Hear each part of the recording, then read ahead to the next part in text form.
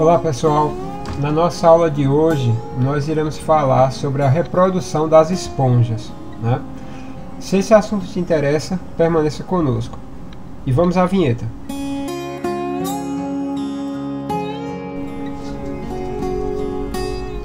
Olá pessoal, bem-vindos ao Curto e Grosso. Eu sou o professor Augusto Mota e, continuando a nossa videoaula de hoje, nós iremos falar sobre a reprodução das esponjas, ok? Então, dando início aqui, continuando a nossa série, na aula de hoje, tanto nós iremos abordar a reprodução assexuada, como a reprodução sexuada das esponjas, ok? Primeiramente, na reprodução assexuada, nós temos o seguinte, veja bem. Em relação à reprodução assexuada, lembra, a reprodução assexuada é aquela que não ocorre troca de gametas, né? Então, consequentemente, não existe também a questão da variabilidade genética, né? Por quê? Porque não ocorre troca de gametas, né? Quais são esses? O espermatozoide e o óvulo, ok? Então, como exemplo aqui, nós temos a fragmentação e o brotamento. No caso da fragmentação, é quando, tipo, uma esponja é esbarrada por um peixe, quebra um pedaço da esponja, desse pedaço surge outra esponja. O brotamento é o surgimento de um broto no corpo da esponja que ele pode ou se separar ou permanecer grudado ao corpo, originando uma colônia, né?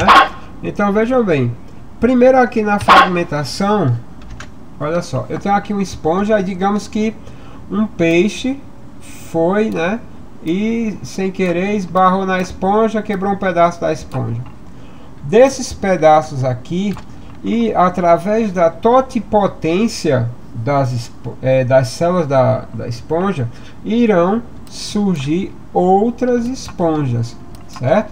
Lembrando que essas esponjas aqui são um clone dessa esponja aqui, elas são geneticamente iguais. Então, isso caracteriza a fragmentação, que é o primeiro tipo de reprodução assexuada que existe nas esponjas, ok? O segundo tipo, como eu falei, é o brotamento. Veja bem, no caso do brotamento, em que consiste? Olha só, eu tenho aqui uma esponja, né? Do corpo dela começa a surgir um broto, e esse broto ele pode tanto permanecer grudado ao corpo da esponja, ou pode se destacar e originar uma nova esponja. Só que veja bem, essa esponja aqui é um clone dessa esponja aqui, são geneticamente iguais. A outra possibilidade é o que? É a esponja permanecer grudado, dando início a uma forma, um grupo, uma colônia de esponjas, certo? Uma forma colonial. Então, no caso aqui, nós temos o brotamento, que também é outro tipo de reprodução assexuada. Não ocorre troca de gametas, ok, pessoal? Aí veja bem, no caso aqui, além desses, vou tomar um pouco d'água aqui, nós temos a questão da produção de gêmulas, né? O que são gêmulas? São partes resistentes da esponja, né? Que servem para resistir a condições adversas. Aqui eu tenho um exemplo de uma gêmula. Olha só, pessoal, no caso aqui da gêmula, veja bem, é como se fosse uma semente de uma esponja. Eu tenho aqui a micrópila, que irá originar o opérculo, né? Eu tenho aqui a camada com as espículas, né?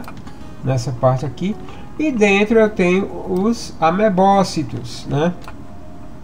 Ou as células ameboides, que irão originar todo o corpo da esponja. Por quê? Porque elas são, que nós chamamos de totipotentes, quer dizer, elas têm a capacidade de se transformar em qualquer tipo de célula da esponja, ok? Então, no caso da gêmula, ela aqui dessa estrutura, ela tem a gêmula, ela tem a função de resistir a ambientes adversos, né? Tipo, o local onde ela parou numa rocha, acabou a água, ela resiste até retornar à água, né? Por aí vai. Então é como se fosse uma semente da esponja, né? Vindo agora para a questão da reprodução sexuada, nós temos o seguinte, olha só. As esponjas, elas são monóicas ou hermafroditas, que só ocorre na maioria. O que é uma esponja monóica? É porque ela tanto vai produzir células, gametas masculinos, como vai produzir gametas femininos, né? Então, tanto ela produz o espermatozoide, quanto produz o óvulo. Isso na mesma esponja, que é a maioria das esponjas. O outro grupo são as dioicas, né? Que ou elas vão produzir o gameta masculino, ou irão produzir o gameta feminino. E aí vejam bem, lembrando a palavra monóico, mono, um, oikos, casa, quer dizer uma casa. Dioico, de dois, duas casas. Então aqui os dois sexos na mesma esponja, aqui um sexo só por esponja. Certo, pessoal? Aí aqui, como eu falei, a maioria das esponjas, elas são o quê? Monóicas ou hermafroditas, né? Além disso, dentro da reprodução sexuada, nós temos aqui os gametas que são produzidos, porque a esponja ela é um animal. Então eu tenho aqui o óvulo, né, que é o gameta feminino, que é originado dos amebócitos, certo? E eu tenho o espermatozoide ou gameta masculino, que tanto pode ser originado do amebócito, como pode ser originado do coanócito, certo? Então, esses são os dois tipos de gametas produzidos pelas esponjas, mas lembrando que elas não têm gônadas, né? Esses gametas, eles são produzidos a partir da divisão celular, ok, pessoal?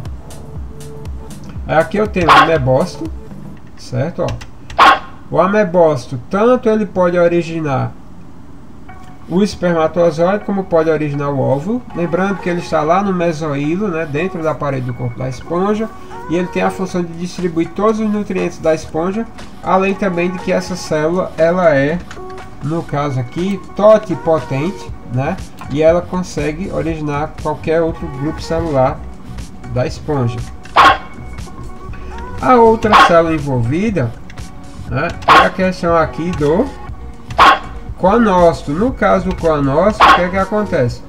Ele, que é a célula responsável pela produção do fluxo de água através do batimento do flagelo, né?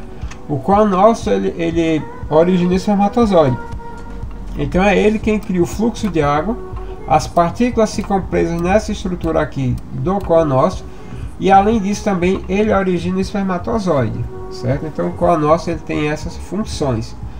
Lembra, qualquer coisa, tem uma aula nessa série que é só sobre a questão dos tipos de células que existem no corpo das esponjas, dos poríferos, né? Só dar uma procurada aqui no canal, nessa série aqui, né? Sobre os poríferos. E aí, pessoal, a gente vai ter o seguinte: no caso da fecundação das esponjas, ela é interna, porque ela não ocorre na água, ela ocorre dentro do corpo da esponja, que é o mesoílo. O espermatozoide vai encontrar o óvulo dentro da parede do corpo da esponja, que a gente chama de mesoílo, certo, pessoal? E aí a gente tem o seguinte, olha só, aqui eu tenho uma esponja, né? Então veja bem, o óvulo, ele vai se encontrar aqui, ó, né, dentro do mesoílo, e o espermatozoide, ele vem fecundar o óvulo aqui dentro do mesoílo. Então a fecundação é interna, ela não ocorre aqui na água, ok? Depois dessa parte aqui, nós temos o seguinte: em relação ao desenvolvimento, as esponjas elas vão apresentar basicamente dois tipos, no caso aqui, ó. Primeiro, elas vão apresentar o desenvolvimento direto, que é aquele que basicamente não tem a fase larval. Você tem uma larva aqui flagelada, né, que é a blástula, e ela vai se transformar em uma mini esponja. Então basicamente a blástula ela é idêntica, ela se transforma na mini esponja. A mini esponja ela é praticamente idêntica à esponja adulta, então não há mudança. Então nós dizemos que aí foi um exemplo de desenvolvimento direto. O segundo, ó, aqui é a larva blástula, né, ó.